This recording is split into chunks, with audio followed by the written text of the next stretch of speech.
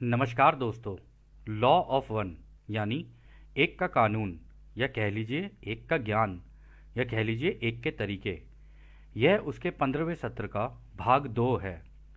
दोहराया जाता है कि इस किताब द्वारा दी गई सभी सूचनाएं और जानकारियां आप जान भी सकते हैं, मान भी सकते हैं, नज़रअंदाज भी कर सकते हैं और सिरे से खारिज या नकार भी सकते हैं, क्योंकि यह आपकी फ्री विल है जो कि अनंत रचयिता द्वारा आपको दी गई है। एक और बात कही जाती है कि लॉ ऑफ वन पूरी तरह से सबके लिए फ्री है।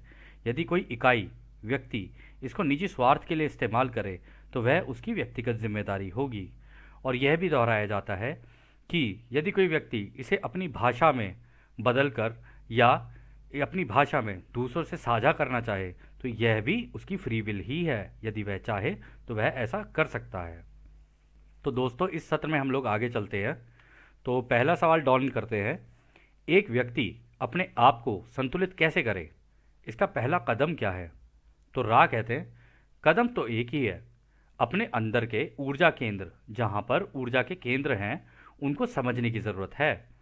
सबसे पहले आपको अपने लाल किरण परिसर यानी मूलाधार चक्र को संतुलित करना है।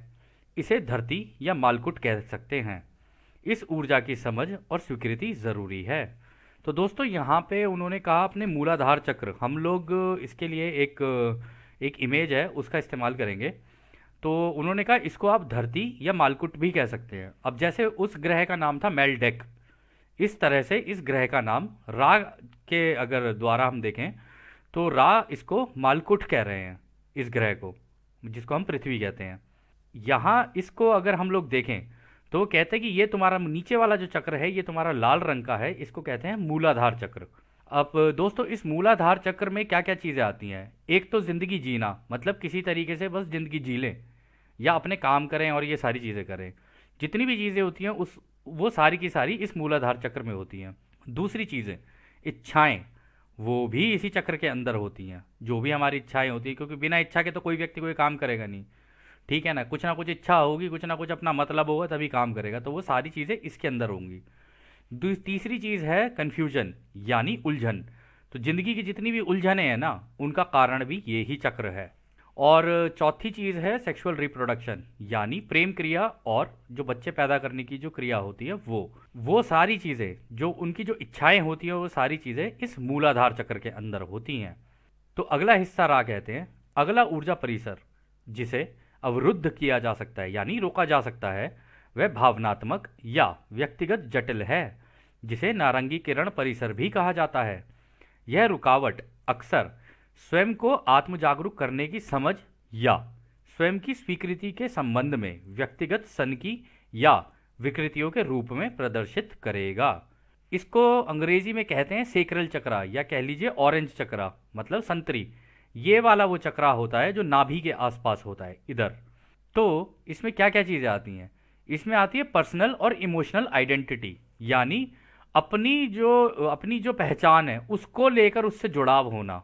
यानी कि भाई मैं ये हूँ, मैं वो हूँ, मैं इधर का हूँ, मैं उधर का हूँ, मैं इस देश का हूँ, मैं उस देश का हूँ, मैं यहाँ का हूँ, मैं वहाँ का हूँ, मैं ऐसा हूँ और मैं वैसा हूँ।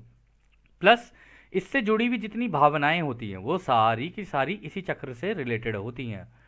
फिर वो कहते हैं इंडिविजुअल पावर यानी शक्ति पाना, दूसरों के ऊपर शक्ति पाना, ये भी इसी के अंदर ही आती है। दूसरों के अंदर मतलब चाहे वो आपका पार्टनर हो, चाहे वो आपके बच्चे हों, चाहे वो कोई और हो, उनके ऊपर अपना शक्ति प्रदर्शन करना। चौथी चीज़ वो कहते हैं relationship to self and to other self, यानी अपने आप के साथ खुद का कैसा रिश्ता होना और दूसरों के साथ कैसा रिश्ता होना। अब वो सौहार्द भी हो सकते हैं, मतलब एक दूसरे के साथ प्रेम भरे भी हो सकते हैं, और एक दूसरे के साथ खराब भी हो सकते हैं। ये सारी चीज़ों का कारण जो है, उन सारे कारण वो सारे इसी के अंदर ही हैं, इस वाले चक्र के अंदर, जिसको सेक्रल चक्र बोला जाता है। तो तीसरा चक्र जिसके बारे में बात करते हैं वो कहते हैं तीसरा विरोध सबसे निकट से मिलता जुलता है, जिसे अपने अहंकार कहा है। यह पीली किरण परिसर का सौरजाल केंद्र है। इस केंद्र में रुकावट के कारण शक्ति में हेरफेर और सामाजिक व्यवहारों में विकृतियों के रूप में सामने आता है, और जो उनके करीबी मन, शरीर, आत्मा परिसर से जुड़े होते हैं। इन पहले तीन ऊर्जा केंद्रों में रुकावट वाले लोगों को एक के कानून की खोज में बढ़ने में निरंतर कठिनाइयां होती हैं। तो दोस्तों ये तीसरा वाला होता है ना, वो तीसरा वाला यहाँ पर होता है, ये दिल से हल्का सा नीचे, मतलब नाभि से ऊपर लेकिन दिल से हल्का सा नीचे, ये पीले रंग का होता है यहाँ पर। अंग्रेजी में इसको सोलर प्लेक्सिस कहते हैं। तो इसमें जो जो चीज़ें आती हैं, इसमें आती है ग्रुप आइडेंटिटी, यानी किसी भी तरीके के समूह से जुड़ाव होना कि भाई मैं इस समूह का हिस्सा हूँ या उस समूह का हिस्सा हूँ, या मैं इसको इस बिरादरी का हूँ या उस बिरादरी का हूँ, वो सारी चीज़ें इसी के अंदर होती हैं। दूसरी चीज़ होती है पावर मैनिपुलेशन अमंग ग्रुप्स, यानी अपने गुट को दूसरे के गुट से बड़ा मानना और दूसरे के गुट को या दूसरे के समूह को अपने से नीचे समझना।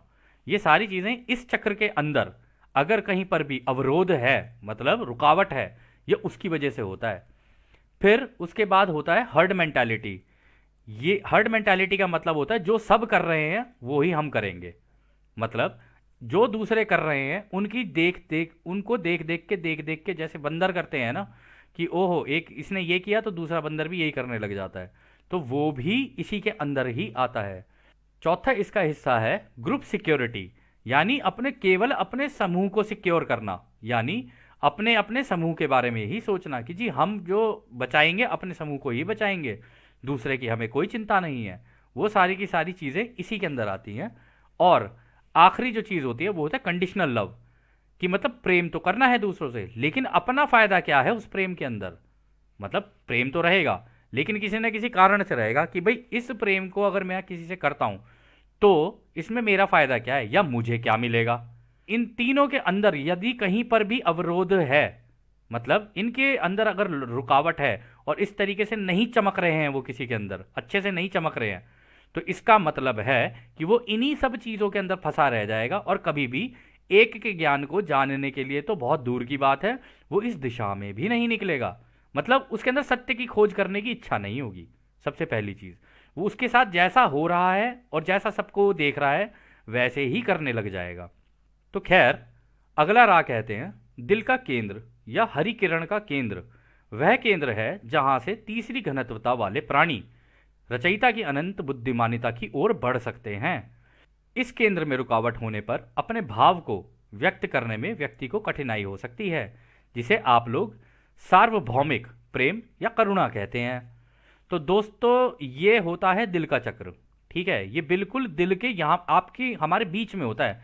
दिल हमारा इस तरफ होता है, दिल के जस्ट इस तरफ होता है, और इसके अंदर भी अगर इसके अंदर अगर चमक कम हो गई तो फिर जिसे हम लोग सतयुग कहते हैं या जो भी हम चीज़, आप इसे युग परिवर्तन कह लो, सतयुग कह लो, जिसका ये खुला नहीं होगा वो इसमें एंटर नहीं कर सकता।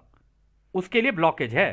पहले तो उसको नीचे के 3 ये करने पड़ेंगे अपने ठीक, फिर इसको खोलना पड़ेगा, तभी जाके वो अगले युग में एंटर कर सकता है। तो इसके अंदर क्या क्या चीज़ें आती हैं? इसके अंदर आती है यूनिवर्सल अनकंडीशनल लव, यानी सभी के लिए प्रेम की भावना होना, सभी के लिए सौहार्द होना, सभी के लिए भाई बहन चारा, वो सारी चीज़ें होनी, चाहे वो इस देश का हो या उस देश का हो, इस राज्य का हो या उस राज्य का हो, इस गुट का हो या उस गुट का हो, कहीं का भी हो, सबको समान मानकर चलना। फिर अगला है एक्सेप्टेंस, यानी अगर तुमसे कोई गलती हुई है, अगर तुम्हें लगता है तुमसे कोई गलती हुई है तो उस गलती को मानना, और मान के अपने आप को भी माफ करना और दूसरों को भी माफ करना यदि उनसे कोई गलती हुई हो तो। तीसरा आता है इसमें नॉन जजमेंट, मतलब दूसरे कोई कुछ भी करें या कुछ भी करें, उनको जज नहीं करना है। मतलब हम उसके जज नहीं है कि वो क्या कर रहा है क्या नहीं कर रहा है। उसके शब्द, उसकी सोच, उसके कर्म वो उसके हैं। अगर हमने उसे जज किया तो हम फंस जाएंगे उसको जज करने के लिए। तो उसकी वजह से भी इस वाले चक्र के अंदर थोड़ी सी रुकावट आ सकती है। फिर अगला वो कहते हैं हीलिंग, यानी जब जिसका दिल खुला होगा ना, वो प्रेम से ही अगर अपने मुंह से किसी से बात करेगा ना, तो सामने वाले के दिल को बड़ी शांति सी पहुंचती है। और वो इस कारण होता है क्योंकि उसका दिल खुला हुआ है। ये इसी को कहते हैं दिल का खुला है, कि ये व्यक्ति तो बड़ा दिल का खुला है। परंतु याद रहे, दिल का खुला होने का मतलब ये नहीं है कि आप दूसरे की आज़ादी का उल्लंघन कर दोगे, नहीं। दिल का खुला होने का मतलब है आप अपनी बात रख सकते हो, लेकिन यदि सामने वाले ने उसे इग्नोर यानी नकार दिया या नज़रअंदाज कर दिया तो उसके साथ ज़ोर ज़बरदस्ती नहीं करनी है। तो वो जैसा है मान लिया, आगे निकल गए। इसी को वो कह रहे हैं एक्सेप्टेंस, यानी माना और आगे निकल गए, कोई बात नहीं। फिर अगला है की टू प्रोटेक्शन। जिनका ये खुल जाता है उन्हें स्वयं रचयिता ही प्रोटेक्शन देने लग जाते हैं। रचयिता अपने दूत भेजते हैं, मतलब उनके यहाँ सीधी सीधा ये जो कान है ना, कान के पास उनके हमेशा दूत रहते हैं। इनविजिबल होंगे, दिखेंगे नहीं, लेकिन यहीं उनके दूत रहते हैं जो उनके कान में उनको हमेशा गाइड करते रहते हैं कि अब तू ऐसा कर ले, अब तू ऐसा कर ले। और ये तब होता है कि जब वो अपनी सोच में बोले कि यार मैं यहाँ मुझे दिक्कत आ रही है, तो उसके कान में उसको धीरे से सीधे कान में सुनाई देगा, या उसका सीधा दिमाग बोलेगा कि हाँ ऐसा किया जा सकता है। फिर उसका वो लेकर उसका इस्तेमाल करके वो आगे जा सकता है। फिर अगला है इसमें spring board to intelligent infinity, यानी जिसका दिल का चक्र खुल गया तो फिर तो वो ऐसा हो गया कि जैसे उसको एक ऐसी नाव मिल गई हो जो कि समुद्र की लहरों पर तेजी से गोते खाती हुई निकल रही है और सीधा रचयिता की बुद्धिमानिता की तरफ जा रहा है वो, क्योंकि रचयिता ने सब कुछ प्रेम और रोशनी से बनाया है। तो उसके अंदर के जितने भी नीचे के चक्र है ना, ये सारे के सारे चमकने शुरू हो जाते हैं। ये आपको बाहर से नहीं दिखेगा, ये आपको पता चलेगा जब उसके मुख से वाणी निकलेगी, जो वो बोलेगा ना उससे आपको पता चल जाएगा कि हाँ इसका दिल खुला हुआ है। लेकिन हम दोबारा कहेंगे, दिल खुला होने का मतलब ये नहीं है कि आप दूसरे की आज़ादी का उल्लंघन कर दो। ये ध्यान में रख के चलना होता है कि सामने वाले की आज़ादी का उल्लंघन ना हो। यदि वो कोई, जब तक वो कोई चीज़ मांगे ना तब तक उसे देनी नहीं है, और जब तक वो कुछ पूछे ना तब तक उसे बताना नहीं है। ठीक है, आप खुद का सवाल कर सकते हो, आप खुद मांग सकते हो उससे। अगर आपने पूछा और उसने मांगा तब आप उसे दे सकते हो। यही तरीके हैं रचयिता के। और जब ये क्या कहते हैं ऐसा हो जाता है ना, तो इसके आगे इन्होंने कहा है incarnation ceases to be automatic. इसके बाद आपके जितने भी जन्म होंगे ना, इसके बाद फिर ऑटोमेटिक नहीं होंगे कि आप इस ग्रह पे चले गए या उस ग्रह पे चले गए। फिर तो आपकी जिस ग्रह पे जाने की इच्छा है ना, जो भी सतयुग का होगा, आप चुन सकते हो उसमें से। आप किसी भी तरीके के सतयुग के ग्रह को ले सकते हो। मतलब आप ये भी चाहो, आप हो सकता है इसी धरती पर वापस आना चाहो, आप हो सकता है आपको किसी और ग्रह पे इसी तरीके का सतयुग हो, आप कहो कि प्रभु इस बार मेरे को इस ग्रह पे जाना है, इस बार मैं इस ग्रह का अनुभव लेना चाहता हूं। तो ऑटोमेटिकली नहीं जाओगे आप, तब आपके पास वो चुनने की क्षमता आ जाती है। आप चुनाव वाली पोजीशन पे आ जाते हो कि हाँ अब मैं चुनाव कर सकता हूं इस चीज का। तो आगे रहा कहते हैं ऊर्जा प्रवाह का नीला किरण केंद्र वह केंद्र है जो जावक के साथ साथ आवक भी है। इस केंद्र में अवरोध होने पर लोगों को स्वयं के आत्मा, मन, शरीर को समझने में कठिनाई हो सकती है और स्वयं की समझ को व्यक्त करने में भी कठिनाई हो सकती है। इस केंद्र में अवरुद्ध व्यक्तियों को अन्य व्यक्तियों के शरीर, मन, आत्मा से संचार या अपनी समझ को अगले व्यक्ति तक पहुंचाने में और उसकी बातों को खुद समझने में कठिनाई होती है। तो दोस्तों ये वाला जो होता है ना, वो ये होता है गले का होता है एक चक्र। यानी वो व्यक्ति ना ज़्यादातर चुपी चुप रहेगा और अपनी बात बोलना तो चाहता है लेकिन व्यक्त नहीं कर पाएगा। ठीक है ना, इसका ये जो चक्र होता है ना, ये विजडम का आ जाता है। मतलब अब वो ज्ञान आ चुका है उसके पास। अब जब तक उसके ज्ञान के लेवल का उसको आदमी नहीं मिलेगा ना, वो बात नहीं करेगा उससे, किसी भी हाल में बात नहीं करेगा। वो चुप चुप हो जाएगा। हाँ तू बोलता रहे, तेरे को जो बोलना है, अपनी कहानियां गा ले तू पहले। तेरे को जितना तू बाहर से आज घूम के आया है, टीवी तूने जितना देखा है, रेडियो तूने जितना सुना है, जितना तूने ज्ञान बटोर लिया है ना, अब तू बोलता रहे। क्योंकि मुझे तो आत्मज्ञान हो गया है, मुझे तो पता है, मेरे दिल का चक्र खुल चुका है, मैं जान चुका हूं कि सब कुछ प्रेम है, सब कुछ रोशनी है। तो अब उससे कोई इस लेवल का व्यक्ति अगर कुछ इधर उधर की बात करेगा ना, उससे बात ही नहीं करेगा, वो प्रीफर ही नहीं करेगा उस व्यक्ति से बात करना। और फिर लाइट और ऑनेस्टी और क्लैरिटी एंड इंस्पिरेशन ऐसा हो जाता है। मतलब उसके अंदर रोशनी आ जाती है, रचयिता की रोशनी उसके गले से पता चल जाती है। जब उसका मुंह खुलेगा ना, आपको पता चल जाएगा कि हाँ यार ये रचयिता की बात कर रहा है, इसकी बात में कुछ तो है दम जो सुनने की ज़रूरत है। ठीक है, और वह व्यक्ति ऑनेस्ट भी बहुत होगा। मतलब ऑनेस्ट मतलब वो ईमानदार होगा, जो काम करेगा अपना ईमानदारी से करेगा, चाहे वो कैसे भी करे, कुछ भी काम करे उसमें ईमानदारी दिखेगी आपको उसकी। और फिर क्लैरिटी एंड इंस्पिरेशन, और वो अपने कर्म को लेकर बिल्कुल क्लियर हो चुका होगा कि हाँ मुझे ये करना है, मैं झूल लूंगा नहीं इधर से उधर। हाँ ठीक है, मुझे रोज़मर्रा की ज़िंदगी के काम करने हैं, वो सारी तो हम सभी करते हैं। कह रहे ये सारी चीज़ें करने के बाद भी उसके दिमाग में ये रहेगा कि नहीं, मेरे को अपने आप को समझना है, अपने बहन भाइयों को समझना है, अपने दोस्तों को समझना है, मुझे रचयिता का काम करना है। वो क्लैरिटी आ जाएगी, उसे रचयिता से इंस्पिरेशन मिल जाती है बेसिकली। उसके साथ ये हो जाता है कि अब मैं रचयिता के साथ उसकी सेवा में रचयिता की सेवा में नहीं, वो दूसरों की सेवा करेगा तो रचयिता की सेवा हो जाएगी। ये होता ही ऐसे है, क्योंकि सारे ही रचयिता हैं।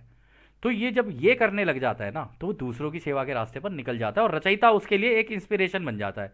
यानी उसको देख के वो सीखता है कि रचयिता ने कितना प्यार से बनाया है, तो अब मैं रचयिता के रास्ते पर निकलूंगा। फिर इसके बाद होता है integrated mind body self knowing, यानी अब वो अपने आप को जानने लगा है। इंटीग्रेटेड माइंड बॉडी स्पिरिट कह रहे हैं वो, यानी आत्मा, दिमाग और शरीर, इन तीनों का उसका संतुलन बनने लग जाता है। संतुलन बनने लग जाएगा तो अपने आप को जानने लग जाएगा। जब वो अपने आप को जानने लग जाएगा ना, तो उसके सामने कोई भी व्यक्ति होगा ना, तो वो एकदम से समझ जाएगा इस व्यक्ति का कौन सा चक्र है जहां पे ब्लॉकेज है। वो समझ जाता है, उसके मुंह से पहला वाणी निकली नहीं, उसके मुंह से पहली बात निकली नहीं, और वो एकदम से समझ जाएगा कि इसको कुछ नहीं है ज्ञान, या अभी भी इधर उधर की चीज़ों में पड़ा हुआ है। इसको ये नहीं पता है कि इसने अभी भी दूसरों की सेवा का रास्ता चुना नहीं है।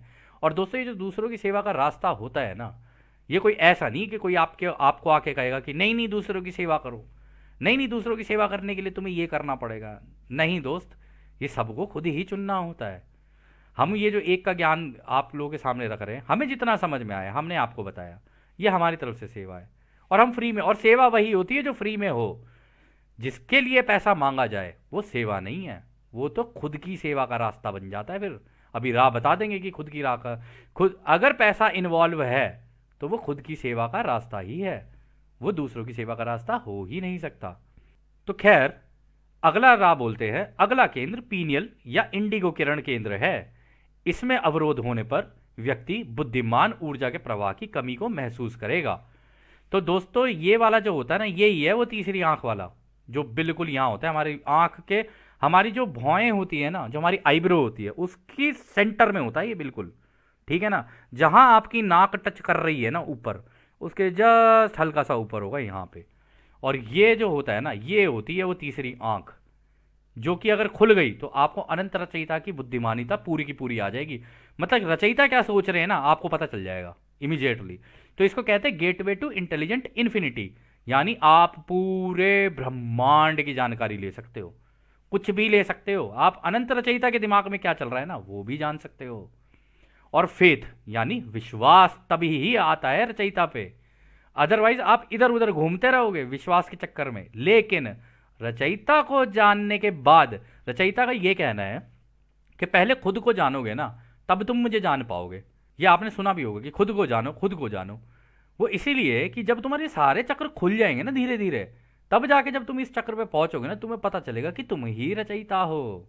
तुम सीख जाओगे कि तुम ही रचयिता हो, क्योंकि तुम मेरी इमेज हो, तुम मेरी कॉपी हो। जो मेरी शक्तियां हैं मैंने तुम्हें दे रखी हैं सारी की सारी, पर तुम लो या ना लो ये तुम्हारी इच्छा है। फिर उसके बाद होता है मैजिकल वर्किंग। तब आपके पास ऐसी जादुई शक्तियां आ जाती हैं जिसे इंग्लिश में टेलीपोर्टेशन भी कहते हैं, लेविटेशन भी कहते हैं, मटीरियलाइजेशन, डीमटेरियलाइजेशन भी कहते हैं। लेविटेशन का मतलब हो गया ज़मीन से हवा में उड़ जाना, ठीक है। टेलीपोर्टेशन होता है एक जगह से गायब होकर दूसरी जगह से निकल आना। मतलब हो सकता है आप बैठे हो इसी देश में लेकिन निकल आओ किसी और देश से, या आप यहां बैठे हो और किसी और ग्रह पे निकल गए। ये सारी चीज़ें मुमकिन हैं जब ये खुल जाती है किसी व्यक्ति की, ठीक है। और तीसरी होती है मटेरियलाइजेशन, डीमटेरियलाइजेशन, यानी कि आप गायब हो सकते हो और वापस भी आ सकते हो शरीर में। दोनों चीज़ें हो सकती हैं। मतलब शरीर का कण कण पूरा गायब हो जाएगा और पूरा का पूरा कण कण ऐसे ही निकल आएगा। इसे बोलते हैं ट्रांस डिमेंशनल बीइंग बन जाना, यानी आप किसी भी घनत्वता में जाके आ सकते हो। ये सारी चीज़ें, ये शक्तियाँ आपको मिल जाती हैं। और एक चीज़ और आती है इसमें, टेलीपैथी भी आपकी एक्टिवेट हो जाती है, और दिव्य दृष्टि भी, यानी आप भविष्य में क्या होने वाला है वो भी जान सकते हो, अभी क्या चल रहा है वो भी जान सकते हो, पहले क्या हुआ वो भी जान सकते हो। इसे कहते हैं दिव्य दृष्टि, ठीक है। इंग्लिश में इसे रिमोट व्यूइंग कहते हैं। और एक और होती है जिसे कहते हैं टेलीपैथी, यानी सामने वाला अगर आपके सामने बैठा है या कहीं पर भी कोई भी बैठा है, तो आप उसके दिमाग के अंदर क्या चल रहा है ना, वो क्या सोच रहा है वो भी आपको पता चल जाएगा। और यदि आप उसके दिमाग में अपनी कोई बात रखना चाहो ना तो रख सकते हो, लेकिन वो आज़ादी का उल्लंघन होता है।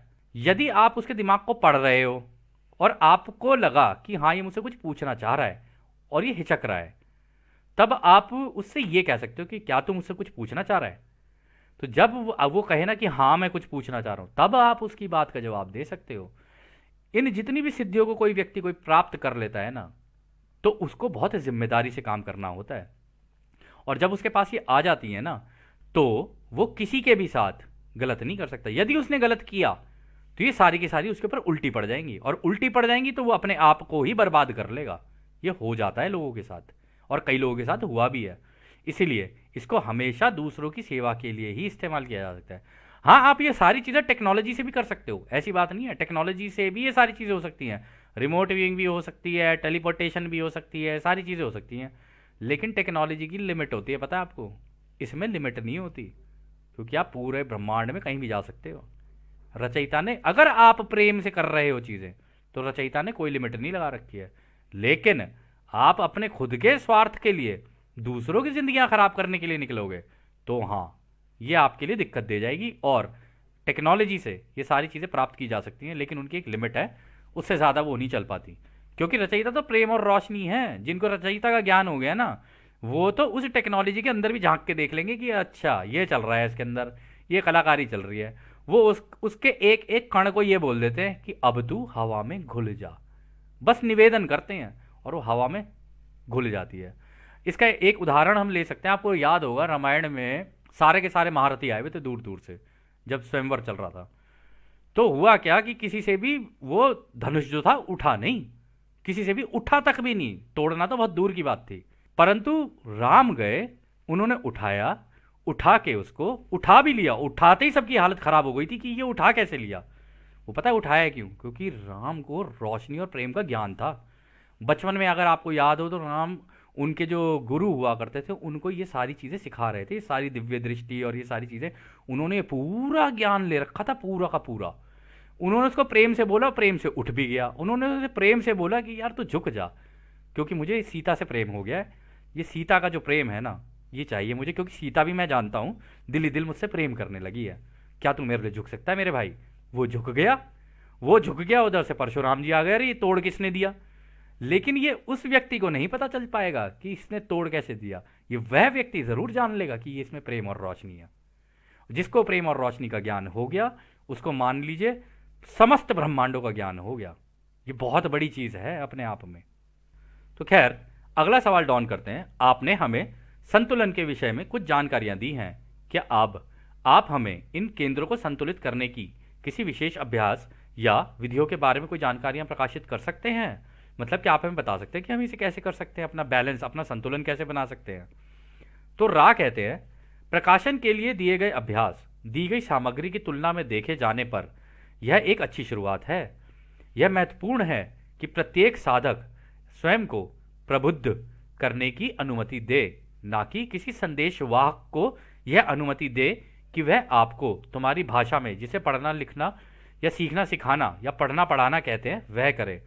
हम तुम्हें पढ़ा रहे हैं और सिखा भी रहे हैं।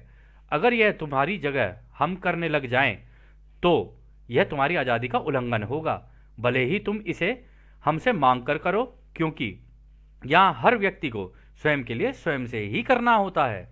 तो दोस्तों देखो, रा भी यहाँ पर देखो कितना क्लियर बोल दिया उन्होंने। कहते देखो दोस्त, हम तुम्हें तरीके तो बता सकते हैं, लेकिन करने तो तुम्हें ही है। वो ये नहीं हो सकता कि हम तुम्हारी जगह पे आके तुम्हारे सारे चक्र खोल जाएं और फिर तुम उसके बाद उन चक्रों को लेके, यहाँ जी देखें जरा हमारी पड़ोसन क्या कर रही है, अरे जरा देखें जी हमारे ये आसपास के लोग क्या कर रहे हैं, अरे देखो तो सही मेरा दोस्त इस वक्त कहाँ घूम रहे हैं, अरे देखो तो सही मेरी बीवी कहाँ गई हुई है, अरे देखो तो सही मेरे बच्चे क्या कर रहे हैं। ऐसे नहीं, जब जिम्मेदारी का एहसास हो जाता है ना, तब आप किसी की भी आज़ादी का उल्लंघन नहीं कर सकते। चाहे बीवी हो, बच्चे हो, दोस्त हो, कोई भी हो, आप आज़ादी का उल्लंघन नहीं कर सकते। आप इन सारी चीज़ों को लेने के बाद ना, आप किसी की आज़ादी का उल्लंघन नहीं कर सकते। ये पहला आज़ादी का कानून पूरे ब्रह्मांड का सबसे बड़ा कानून है, सबसे बड़ा कानून।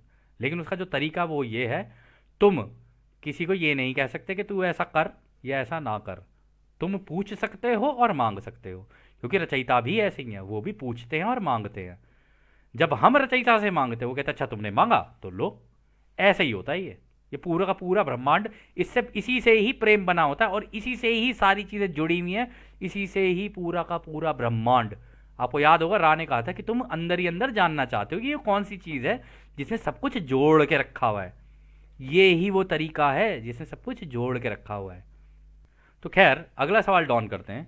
कल आपने कहा था कि अभी कटाई का वक्त है, और यह भी कहा था कि इस समय दीर्घ आयु के विषय में सोचने का कोई महत्व नहीं है। बाकायदा हमें इस समय अपने दिलों में झांकना शुरू कर देना चाहिए। तभी हमारी इंडिगो रे यानी तीसरी आंख खुलनी शुरू होगी। क्या आप हमें बता सकते हैं कि स्वयं के हृदय को कैसे खोजा जाए और इसे खोजने का सर्वोत्तम तरीका क्या है? तो उन्होंने पूछ ही लिया डॉन ने कि भाई हमें हमें बताइए, तो जब आप ज़िंदगी बढ़ाने का तो कोई फ़ायदा है नहीं, तो आप ये बता दो कि हमें अपने दिलों में झांकना है, तो अब हमें क्या करना है ताकि कटाई जब हो तो हमारी भी कटाई हो उस दिशा के अंदर कि हम भी सतयुग को पा सकें। तो रा कहते हैं, हमने यह जानकारी कई शब्दों में पहले भी दी है। हालांकि हम केवल यही कह सकते हैं कि आपकी समझ के लिए सामग्री स्वयं है। आपका मन, शरीर और आत्मा, आपको उपचार के बारे में हम लोगों ने पहले ही जानकारियां दे दी हैं। इस जानकारी को अधिक सामान्य तरीके से स्वयं को समझने के तरीके के रूप में देखा जा सकता है। स्वयं के साथ स्वयं को समझना, अनुभव करना, स्वीकार करना, विलय करना और अंत में रचयिता के साथ स्वयं के हृदय का रास्ता है। आपके स्वयं के प्रत्येक सूक्ष्म भाग में अपनी संपूर्ण शक्ति में एक का वास है। इसलिए हम केवल चिंतन की इन पंक्तियों को प्रोत्साहन देंगे। हमेशा ध्यान, चिंतन व प्रार्थना की विषयगत रूप से उपयोग करने का या अलग अलग समझ को जोड़ने के लिए खोज प्रक्रिया को पढ़ने या पढ़ाने के रूप में है। जब आप इस तरीके से ढूंढ लेंगे तो आपका हृदय खुलेगा। तब आप रचयिता की एकता को समझना शुरू करेंगे और उससे जो समझ आएगी और ज्ञान मिलेगा उसे कहते हैं ढूंढना। यही आपकी तैयारी होगी अगली घनत्वता के लिए। तो दोस्तों देखो, उन्होंने कितने सुंदर तरीके से समझा दिया। उन्होंने कहा देखो भाई, तुम्हारे पास चीज़ें तो सारी अवेलेबल है, तुम्हारे पास शरीर भी है, तुम्हारे पास आत्मा भी है, तुम्हारे पास सारी चीज़ें हैं, ठीक है। अब तुम्हें क्या करना है, तुम्हें एक तो खुद को समझना है, ठीक है। पहले तो खुद को समझने के ऊपर काम करो कि यार मैं इस उलझन में पड़ा हूं तो क्यों पड़ा हूं, ये जीवन में मैं क्यों भागे जा रहा हूं इधर से उधर, कहीं तो रुकावट होगी, कहीं तो ठहराव होगा। कह रहे पहले तो वो समझो। कह रहे फिर अनुभव करो। अनुभव यानी जब तुम अपने आप को जान लोगे ना या जानना शुरू करोगे तो तुम अनुभव लेने शुरू करोगे। तुम्हें पता चलेगा मेरे आस पास जितनी भी चीज़ें चल रही हैं ना, फिल्म चल रही है और ये सारे मेरे अनुभव हैं। कहते हैं उन अनुभवों को स्वीकार करना कि हाँ, चाहे बुरे हों चाहे अच्छे हों, जैसे भी हों। अभी देखना वो आगे कह देंगे ये सब कुछ तुम्हारा ही चुनाव है हमारे भाई। तो कह रहे हैं उनको स्वीकार करना, विलय करना यानी फिर इनसे डिटैच हो जाना, अलग हट जाना इनसे दूर कि हाँ भाई हो गया, इतना ही था मेरा, हो गया मेरा, ठीक है। फिर अंत में रचयिता के साथ स्वयं को हृदय का रास्ता है। वो कह रहे कि जब तुम अपने दिल को खोलना शुरू करोगे, दूसरों के लिए प्रेम प्यार से रहना शुरू करोगे और इस अनुभव को करना शुरू करोगे तो अनंत रचयिता की दिशा में तुम्हारे लिए रास्ता खुद ब खुद खुल जाएगा। और फिर आगे वो कहते हैं कि तुम्हारे एक एक भाग के अंदर, मतलब तुम्हारे कण कण के अंदर, शरीर के अंदर रचयिता का एक का वास है। यानी ये सारी ऊर्जाएं, यानी ये पूरे ब्रह्मांड तुम्हारे एक एक कण के अंदर रचयिता ने डाल दिया है। आपको याद होगा दोस्तों, हम लोगों ने पहले भी दिखाया था आपको, हमारा एक एक कण, पत्थर के एक एक कण के अंदर पूरे ब्रह्मांड की इमेज है, मतलब उसकी फिल्म है पूरी अंदर, जो चलती रहती है चलती रहती है। तभी चीज़ों के अंदर अगर ये जो कंपनता है ना, इसी की वजह से सारी चीज़ें चल रही हैं, वरना ये चीज़ें चले ना, ये ठहरावा चित्र हो जाए। रचयिता की रोशनी ही है जिसकी वजह से इसके अंदर ना, मतलब तरंगे बहने लग गई, मतलब कांपने लग गई सारी की सारी, और अलग अलग लेवल पे कांप रही है। कोई धीरे कांप रही है, कोई तेज कांप रही है, कोई थोड़ा सा उससे तेज कांप रही है। इस तरीके सारी कांप रही है जिसकी वजह से चीज़ें हो रही हैं, इसकी वजह से ही चीज़ें हो रही हैं। तो कहते कि जब तुम इन चीज़ों को करने लग जाओगे ना, तब तुम्हें पता चल जाएगा कि हाँ, चिंतन यानी जब तुम ध्यान और ये सारी चीज़ें करने लग जाओगे तो तुम्हें पता चल जाएगा और फिर तुम सत्य की खोज पर निकलोगे, जिसे कहते हैं ज्ञान ढूंढना। और तब तुम्हें उस ज्ञान का आभास होगा और जब तुम सत्य की खोज पे निकलोगे ना तो तुम्हारे लिए सत्युग का द्वार खुल जाएगा। मतलब ये तुम्हारी तैयारी होगी, द्वार तो नहीं खुलेगा, लेकिन हाँ ये तुम्हारी तैयारी है कि ढूंढना शुरू करो, उस अपने अंदर भी ढूंढना शुरू करो और बाहर भी ढूंढना शुरू करो अनंत रचयिता को, एक एक चीज़ के अंदर। तो खैर दोस्तों, यह सत्र भी थोड़ा सा लंबा रहा है, अभी इसका हमें तीसरा भाग बनाना पड़ेगा। तो अब हम आपको, जैसा कि राह कहते हैं, अब हम आपको उस एक अनंत रचयिता के प्रेम, उसकी रोशनी, उसकी शक्ति और उसकी शांति में छोड़कर चलते हैं। आदने हमारे भाइयों, आदने वसु। धन्यवाद।